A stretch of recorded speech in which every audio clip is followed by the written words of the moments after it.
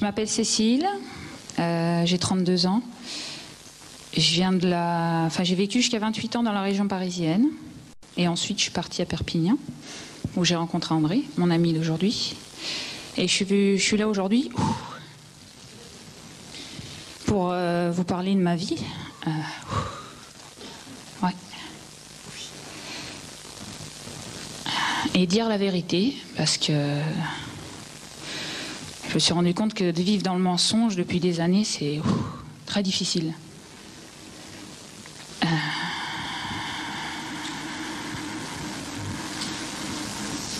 Merci. Donc je comprenais pas ma vie, ce qui se passait en moi depuis toute petite. J'ai vécu des stress et plein de messages autour de moi que c'était l'horreur, quoi. Vis-à-vis surtout des hommes. À l'âge de 6 ans, on m'a mis je me suis retrouvée dans une tente avec mon cousin où j'ai vécu une expérience sexuelle qu'on appelle chez la femme des sévices sexuels, en fait. Où j'ai eu très peur. Et il m'a fait faire une fellation. Mon cousin, il était 6 ans plus grand que moi. Et j'ai failli étouffer et vomir aussi par rapport au sperme. Et ensuite, ce cousin-là, je l'ai plus revu, mais un autre cousin est apparu dans ma vie. Et à chaque fois que mes parents m'emmenaient dans ma famille, j'ai eu pareil, tout le temps des sévices sexuels avec un autre cousin, donc toujours du même âge, et ça a duré 10 ans. 10 ans où j'avais peur d'être violée et je comprenais pas ce qui se passait. Et je faisais tout ce qu'il me demandait de faire parce que j'avais peur, en fait. Très peur d'être violée.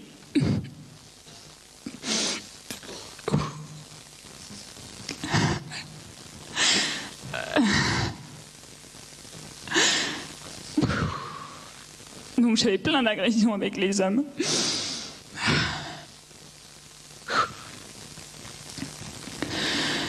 À l'âge de 11 ans, mes parents ont divorcé. Donc une souffrance entre l'homme et la femme. Et moi j'étais là et je chantais mes parents dans la souffrance, donc j'ai pas montré ma souffrance et j'ai aidé mon papa et ma maman. Donc d'un côté avec ma maman je faisais le papa, très forte, j'avais porté les cours, je faisais le papier peint, je faisais plein de choses. Et de l'autre côté je faisais la maman avec mon papa jusqu'au jour où mon papa la nuit, la petite Cécile, il la prenait pour sa maman, donc j'ai eu des attouchements sexuels avec mon papa. Et donc je me réveillais la nuit, je pleurais et je disais à mon papa de ne pas me toucher parce que ça me faisait mal. Et j'avais pas envie de vivre ça, c'était bizarre et tout. Et mon papa, il comprenait pas, en fait. Donc à la fin, j'essayais de me détacher de mon père, lui dire je vais me coucher plus tard. J'essayais de rester devant la télé jusqu'à 4h du matin. Enfin, j'essayais tous les moyens pour que ça se passe pas. Et puis dans ma vie, en fait, j'étais très sur la défensive vis-à-vis des garçons. Je me séparais des garçons. Pour moi, c'était des moins que rien. Et j'ai mis mon masque dans le sport, en fait. J'étais très sportive à l'âge de 11 ans, donc je me suis mis à course à pied, 20 minutes, une demi-heure, jusqu'à donc 28 ans où j'ai décidé de partir dans le sud.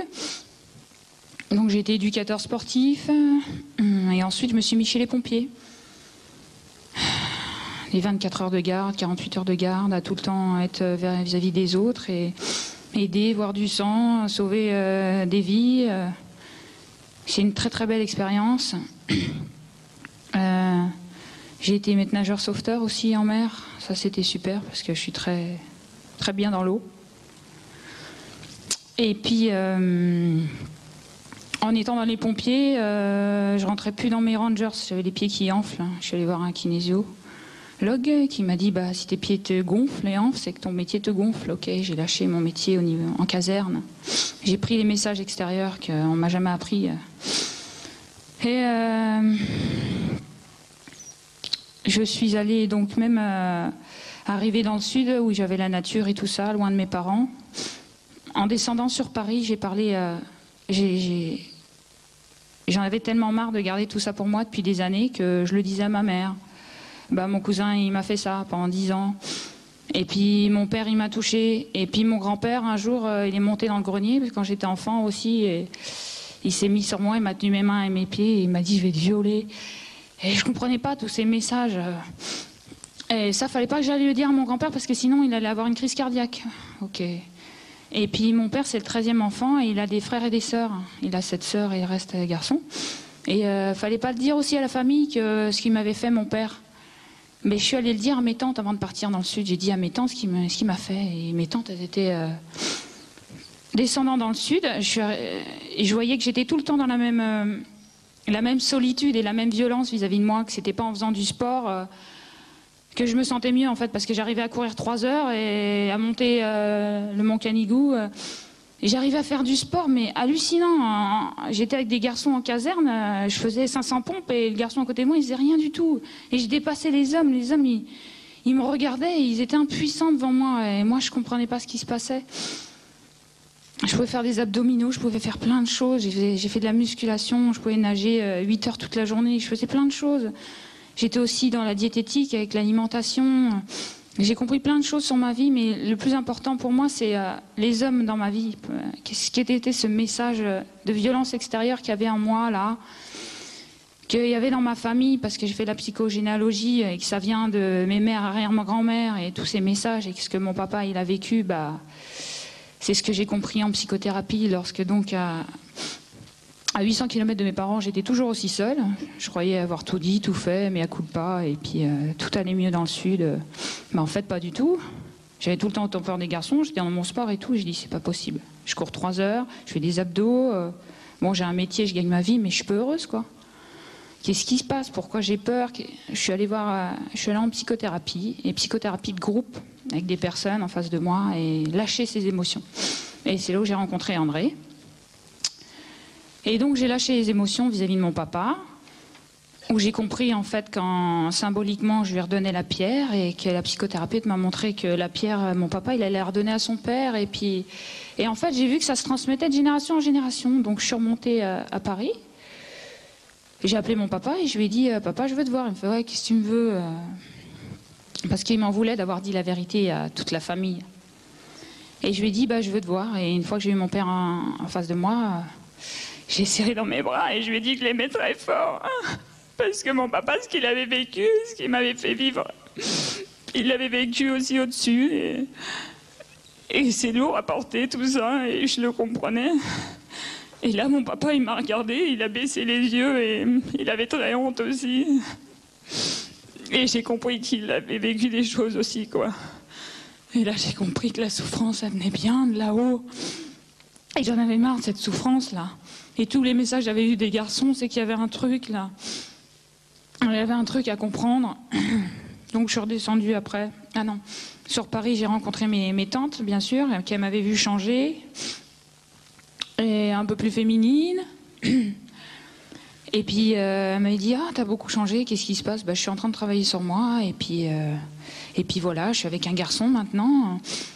Parce qu'avant j'étais seule et j'ai même eu des expériences homosexuelles pour bien me rebeller et puis comprendre que c'était pas la solution non plus. Et donc ma tante m'a dit, en me voyant heureuse et avec un garçon, m'a dit mais tu sais ce que tu es en train de me dire avec ton père, moi ça s'est vécu avec un de ses frères. Mais je sais tata, tout ce qui se raconte dans les familles, tout ce que je suis en train de dire, je sais que ça se vit dans les familles depuis des générations et des générations. Donc je suis en train, en te disant la vérité, en disant à toutes les familles que oui, je le sais, je l'ai vécu. Donc je sais que toute cette souffrance, je la porte de là-haut, quoi. Et ce que tu m'as dit que tu as vécu ça avec un de tes frères, je le sais, merci de le dire, merci tata, je t'aime. Je redescends dans le sud et je fais un travail sur mon cousin. Mon cousin à qui j'ai vécu 10 ans... 10 ans de violence avec lui, quoi. Et je fais justement un travail sur les émotions, pareil. Alors là, je voulais pas entendre parler de mon cousin, je voulais pas le voir, je veux plus jamais le revoir. Je le déteste. Et ma psychothérapeute m'a dit tu te montes et tu vis tes émotions, tu vas faire l'exercice là, de prendre la personne en face de toi, d'imaginer ton cousin et de pousser ton cousin et de ressortir tes émotions. Qu'est-ce qu'il t'a fait? Et là, il y a une voix en moi, une voix de monstre qui a réussi à sortir une boule de douleur Ma voix, elle a comme un rougissement de lion, mais ça a été super fort. J'ai senti une énergie, là, comme le chant que je fais aujourd'hui en amour, mais là, c'était la haine qui sortait. Et après cet exercice-là, j'étais bien sûr en transe et je me suis reposée. Et j'avais fait la paix avec moi-même et avec la violence que j'avais vis-à-vis des hommes, en fait. Et après, donc j'ai rencontré André, on a discuté, on avait des attirances et tout. Et André m'a fait la demande, tu m'intéresses, j'aimerais bien qu'on apprenne à se connaître. Et c'est là où j'ai dit oui. Ok, je veux essayer de faire quelque chose avec un homme. Je lui ai dit, voilà, j'ai peur de la pénétration, j'aime pas le sperme, enfin tout ce que j'avais eu dans ma tête, dans mon conditionnement et dans mes mémoires ancestrales. Et aussi que ma maman, elle est dans la religion, elle était au catho et après elle a été témoin de Jéhovah. Donc tu perdras ta virginité lorsque tu seras marié, plein de choses qui m'ont servi dans ma vie aussi. Servi à m'isoler, à écouter mes amis, mes copines, bien sûr j'écoutais tous les messages des femmes. Et j'étais une confidente vis-à-vis des hommes aussi. Et j'entendais leurs souffrances vis-à-vis de la pénétration, et comprenais tous leurs schémas.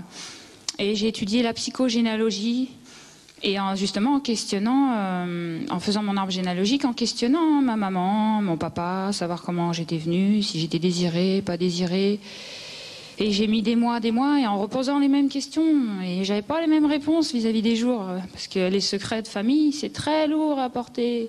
Et je le sais, j'en ai pas mal dans mes mémoires. Et je travaille dessus chaque jour avec André. Parce que mon objectif aujourd'hui, c'est donc la vérité et faire la paix entre l'homme et la femme. Et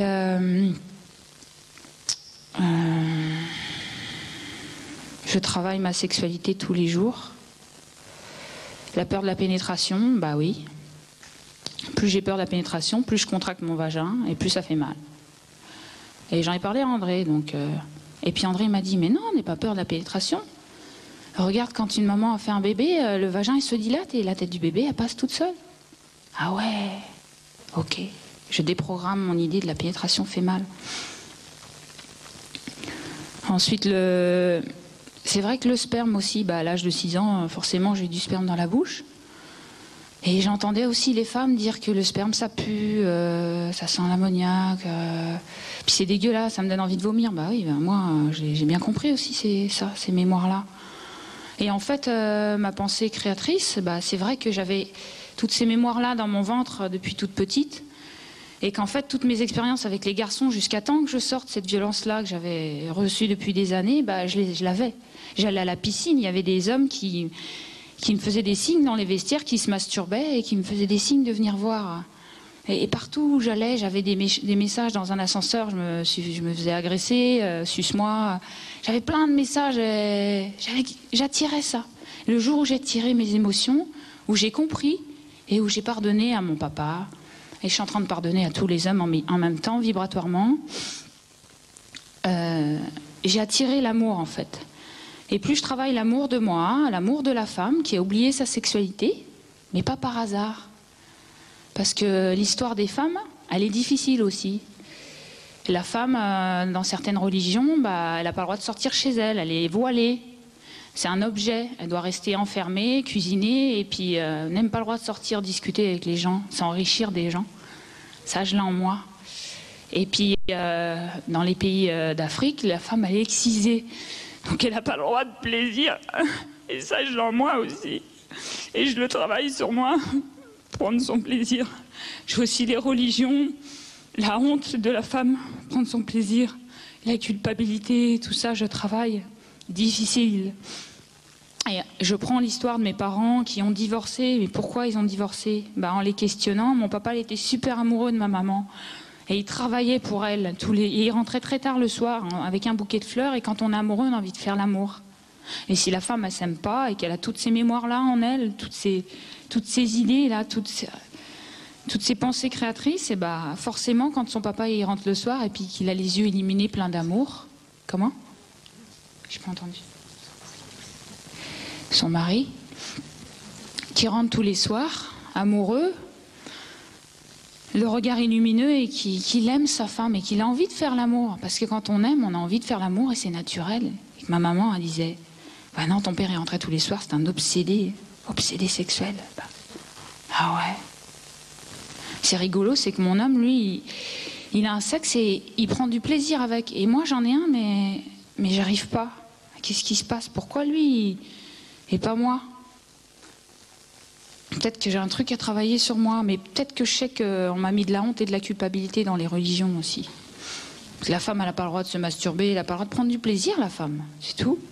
Ok. Et que l'homme, il est malheureux parce que la femme, elle ne peut pas prendre du plaisir. Alors l'homme, soit il est soumis à sa femme et qu'il n'a pas de relation. Pas de relation sexuelle. Pendant des mois, et voilà.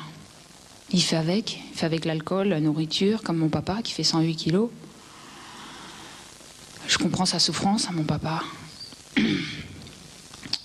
Et j'ai eu des soucis aussi avec l'alimentation. J'en parlerai après. Et j'ai compris le souci de mon papa et de ma maman, et puis toutes les hommes et les femmes, la guerre, la violence, l'alcool, les gens fourrent tout ça, et je tape sur ma femme, et on se tape dessus. Il y a plein de colère là. Mais si je gère ma colère et que j'essaye de voir que mon homme, il aime son sexe. Et pourquoi moi j'aimerais pas mon sexe? Je vais essayer d'aimer mon sexe. Mais ma maman m'a pas appris dans la religion à aimer mon sexe. Justement, cache, la femme, elle n'a pas le droit de prendre du plaisir, ça fait peur. Et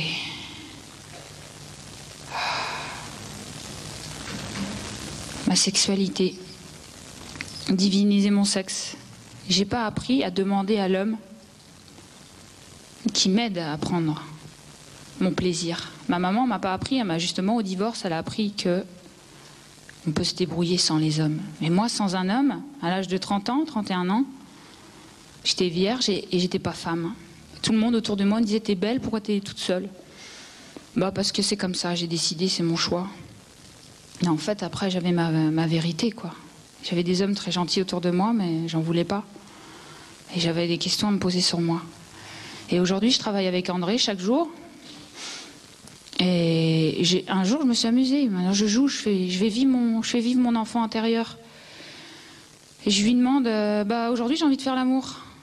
Ah ben, c'est rigolo, mais quand la femme demande à l'homme, il est disponible et vas-y, qu'est-ce que tu veux que je te fasse? Et là, je me suis trouvée toute bête. Ah, j'existe et j'ai quelqu'un avec moi qui peut m'aider l'homme peut m'aider à diviniser ma sexualité, mon sexe. J'ai le droit de prendre du plaisir. Oui, j'ai le droit, j'en suis capable. Et je fais confiance à l'homme. Et plus je vais faire confiance à l'homme, et plus je vais lui ouvrir mes portes, plus lui va pouvoir ouvrir ses portes. Et vivre sa sexualité. Parce que combien d'Anne-Marie qui sont malheureux, qui vont voir des prostituées. Tout ça, c'est parce que la femme, à l'intérieur, elle souffre. Et aujourd'hui, j'essaie de prendre du plaisir avec ma sexualité. Et j'ai compris aussi que l'homme ne pense pas qu'à la pénétration.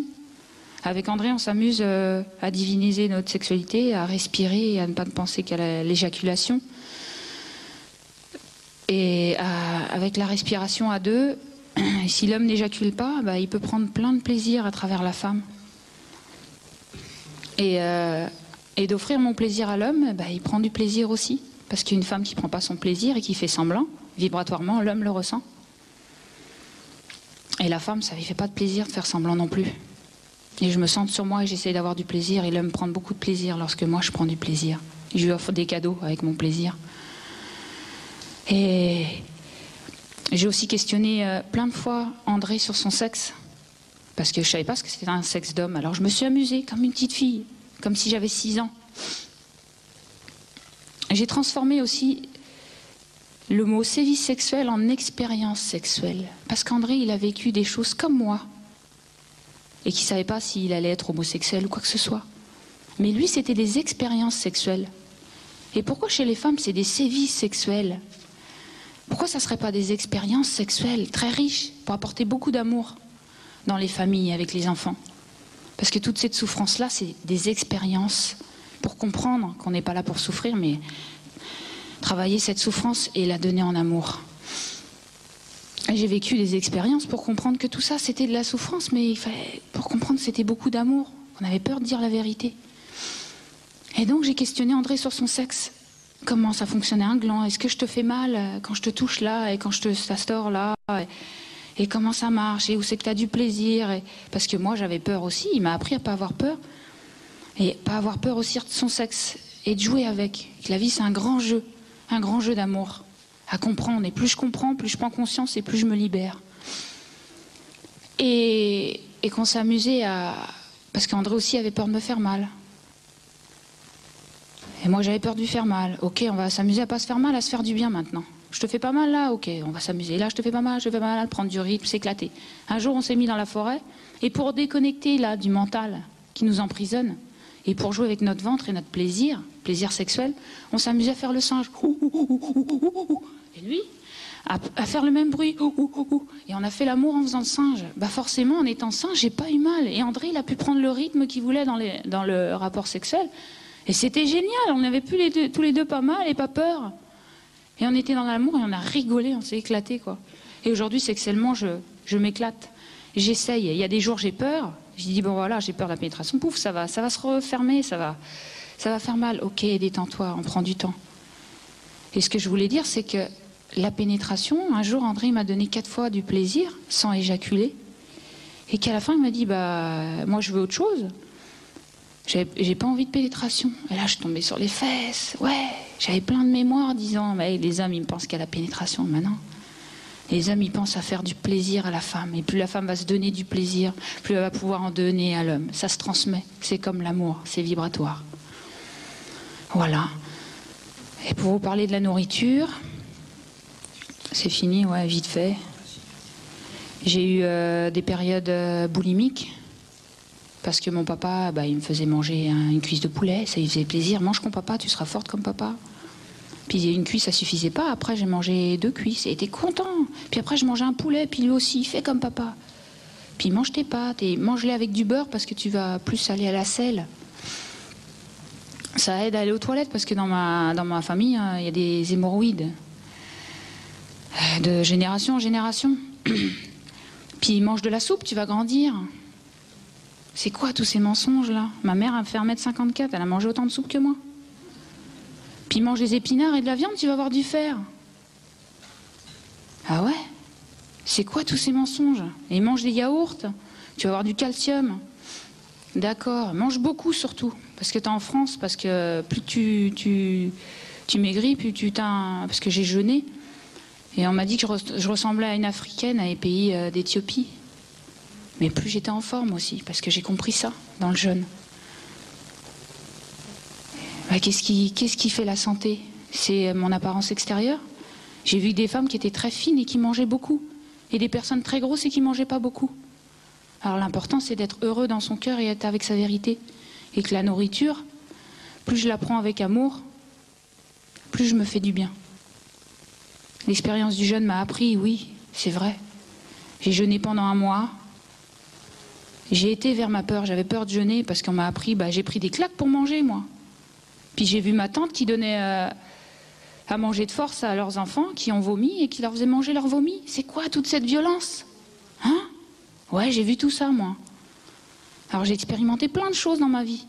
Et je suis là pour expérimenter tous les jours et d'aller vers ma peur.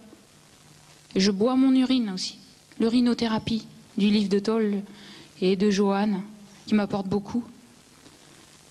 J'ai fait la paix avec mon urine quand j'étais petite. Ah, l'urine, c'est dégueulasse. Puis aujourd'hui, je la bois. Et je me rends compte qu'avec mes émotions, je sais si je suis en amour avec moi ou pas. Parce que si je mange quelque chose et que je sais forcément que manger, plus je vais manger, plus c'est pas super bon pour ma santé. Donc petit à petit, je me détache de la nourriture, puis en rigolant. Et ben mon urine, quand je le mange avec amour, elle est très bonne. Et si je suis énervée ou quoi que ce soit, c'est de l'acide, c'est pas bon. Je sais que tout je fais avec amour, c'est bon pour moi. Et j'ai serré plein d'hommes dans mes bras. Depuis que j'ai fait ma psychothérapie, j'ai plein d'amour autour de moi. Et j'attire beaucoup d'amour. Il y a des hommes et des femmes qui pleurent dans mes bras, c'est magnifique. Voilà, je vais laisser parler André parce que mon temps est passé. Merci à vous.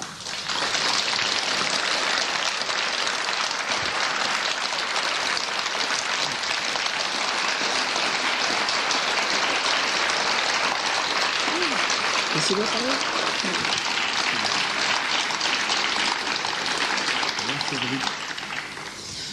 Bon, ben moi, je vais parler très vite. J'ai beaucoup de choses à dire, je n'aurai pas le temps de tout dire.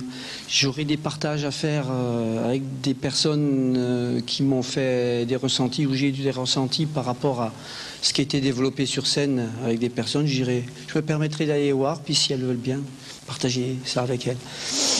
Alors moi, ce que je voulais vous parler, très vite, c'était, j'avais envie aussi de parler de moi. Mais je vais parler de moi dès le début. C'est-à-dire que mon papa se battait beaucoup dans la vie.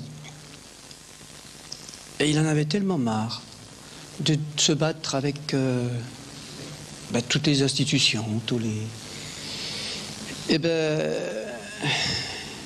il a fait des enfants. Il s'est déchargé. Et quand on éjacule, on se décharge. Et moi, j'avais très envie de venir sur Terre. Donc moi, le petit spermatozoïde, j'étais très content de pouvoir me dépêcher d'aller me réchauffer contre un bon ovule, tout doux, tout plein d'amour. Ce que j'avais pas vu à cette époque-là, c'est qu'il y avait un autre petit spermatozoïde qui était comme moi, qui avait très envie de vivre, et qui a été aussi se réchauffer contre un ovule à côté de moi. Et en fait, donc j'ai grandi dans le ventre de ma maman. J'étais très bien, j'étais heureux de venir là. Et j'ai commencé à ressentir beaucoup de malheur, beaucoup de tristesse, beaucoup d'attaques. Parce que ma maman, elle avait peur. Donc elle avait peur d'avoir un autre enfant. Donc elle a essayé que je vienne pas, en fait, voilà. Et n'était pas conscient que j'avais une petite sœur à côté de moi. Et ma maman a fait partir cette petite sœur en croyant que j'étais pas là. Donc j'ai une petite sœur qui m'a sauvé. Et quand je suis né, donc pareil, j'étais très content, mais en même temps très surpris par le fait de ressentir que j'étais pas forcément le bienvenu. Donc c'était très difficile pour un petit enfant qui était là pour éclairer ses parents, pour essayer de les amener vers autre chose, en étant un petit chevalier de lumière, on va dire ça comme ça, d'être empêché de vraiment les emmener vers là où il avait envie. En grandissant, ce petit garçon, dans ses rêves, c'était de refaire le monde. Et de refaire le monde, on lui a dit combien de fois que j'étais pas fait pour refaire le monde, que j'étais pas là pour refaire le monde. Et en fait, ce petit garçon, il s'est soumis. Il s'est endormi pendant des années. Malgré tout, il s'est réveillé parfois, parce qu'il allait quand même s'amuser, il allait dans les bois, il faisait beaucoup de fugues, très fugueur ce petit garçon. Il s'évadait. Et en grandissant, il a fait l'expérience de plein de choses, de la sexualité, mais c'était une expérience, et non pas des sévices. Après, il a fait l'expérience d'alimentation, l'expérience de la liberté. Et il commençait à trouver pas mal de choses très bien. Puis ce petit garçon, il a rencontré une fille, plusieurs filles d'ailleurs, parce que ce petit garçon n'avait pas la possibilité, il a eu un accident, et cet accident ne lui donnait pas la possibilité d'avoir des enfants.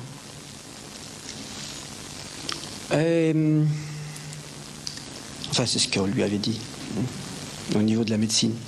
Je ne vais pas rentrer dans le détail, vous en avez eu plein à l'AD.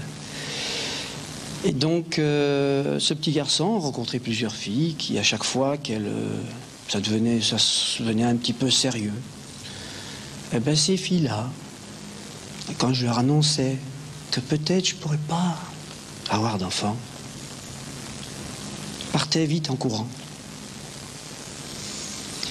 Donc, c'est schématique, hein. C'est pas vrai qu'elle partait en courant, mais ça voulait dire ça, quoi. Et en fait, j'ai continué donc avec ça, et j'ai rencontré donc une fille avec qui j'ai passé une partie de ma vie où je me suis remis en question parce que j'étais dans l'agriculture, j'étais pas mal de choses, j'avais plein mal de hobbies. Je faisais de la stactothérapie, je faisais de la méditation transcendantale, je faisais plein de choses comme ça. Et elle, n'entendait pas ça du tout comme ça. Et en fait, le petit garçon s'est ressoumis. Et en fait, dans sa soumission, il s'est remis aussi en question. Donc, il a appris à vivre en ville, il a appris à faire plein de choses comme ça. Et puis, il a appris aussi, parce que cette femme-là avait envie d'avoir des enfants aussi. Et donc, on est allé voir des spécialistes. Et puis, vu ce que nous proposaient les spécialistes, on a dit non. On vivra notre aventure autrement. Et en fait, par méditation et par hygiène de vie et par plein de choses, 7 ans après, j'avais une petite fille qui naissait le 25 décembre. Et je suis très ému parce que c'est une date importante pour moi. Et qui a remis beaucoup de choses en question par rapport à ma vie, par rapport à tout ça. Et par rapport aux questions que je me posais, par rapport à ce que vous avez dit. Et en fait, donc, j'ai recru à beaucoup de choses que j'avais enfouies en moi. Ça a été un début de me redécouvrir. Mais en même temps, c'était les débuts où j'étais papa nounou. J'ai été un très bon papa, même avant la naissance, c'est-à-dire que j'ai pratiqué l'autonomie, j'ai pratiqué plein de choses comme ça, justement en réparation de ce que j'avais vécu. Voilà, moi et ma petite sœur. Et donc voilà, je me suis marié en 93, donc la date du baptême de ma fille aînée, donc. Et donc pendant 13 ans, j'ai eu une deuxième petite fille qui, lors du moment où je m'enchaînais à reprendre un garage, je dis enchaîner parce que c'était bien enchaînement, est née, elle a été conçue juste avant que je reprenne ce garage. Et en fait, c'était ma lumière. Pourquoi? Parce qu'elle était là pour me dire de ne pas reprendre ce garage. Malheureusement, trop tard, c'était fait. Donc je me suis endormi là depuis 93 jusqu'à 2006. 2005. Oui, 2005, 2006, 2005. Je me suis endormi 13 ans à peu près, voilà. Le 13 est très important pour moi aussi. Ma maman est née un 13 avril.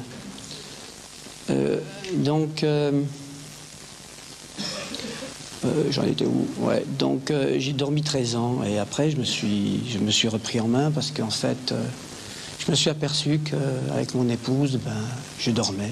Je vivais pas ma vie, je vivais à côté de ma vie. Je vivais à côté de tout ça. Donc après maintes et maintes discussions, maintes essais de vouloir essayer de changer les choses, j'ai changé les choses pour moi, donc j'ai totalement tout changé. Et je me suis totalement remis en question. Et ça m'a fait énormément de bien, parce que j'ai retrouvé mon rêve de petit enfant. Et vous êtes un petit peu un échantillon de ce rêve-là. C'est-à-dire de changer le monde. Et j'en suis vraiment très content, parce que je suis loin d'être tout seul. Je croyais tout petit que j'étais tout seul. Je me trouvais dans un géant. Et dans ce géant, il y avait beaucoup de monde qui faisait du mal à ce géant. En faisant des trous, en faisant des murs, en faisant plein de choses comme ça. En lui coupant ses poumons. Et donc, j'en suis arrivé aujourd'hui à J'ai fait plusieurs éveils actions. Ces éveils actions m'ont permis aussi de me remettre en question. Au départ, c'était un éco-village. Mais l'éco-village, d'avoir fait le premier éveil action, je me suis dit non. Je ne le ressentais plus comme ça après l'éveil action. Après, je me suis dit non, j'ai plus du tout envie de faire une maison, mais j'ai envie d'être nomade. D'aller voir les autres. Et puis de partager avec eux tous leurs trésors. Donc, ben voilà, avec Cécile, je lui ai mis le projet là. Donc, ce projet, c'est tout simplement d'aller les uns vers les autres pour s'enrichir. Alors, j'entends parler de projets, j'entends parler d'éco-village, que toi, je te garde. Donc, se garder les uns les autres n'est pas la solution. S'échanger les uns les autres, c'est la solution. D'avoir des terrains, de ne pas avoir de terrain, c'est pas la solution. C'est de partager ces terrains ensemble. La terre, on doit la partager, tous ensemble. Et non pas en faire des clôtures et des murs et des murs de maison. Moi et Cécile, à ce moment, on a fait l'expérience de vivre en pleine nature, sans maison, sans rien.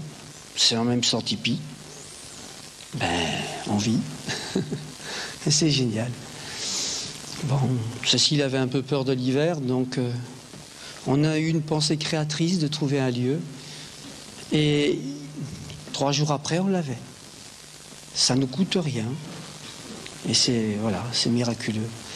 Donc voilà, je vous encourage à aller un petit peu vers ça aussi, à aller vers à lâcher prise de tout ce que vous avez pu connaître comme schéma et d'aller et de faire confiance en vous, à l'intérieur de vous et en cette énergie qui vous anime.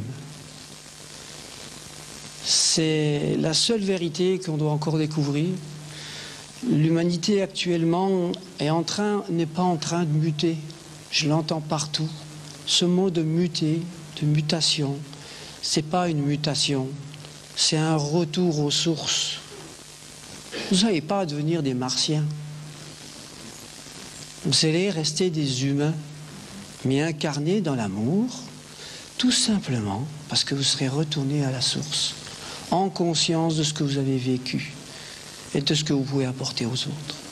Voilà, j'arrêterai là parce qu'on a dépassé le temps. Merci beaucoup.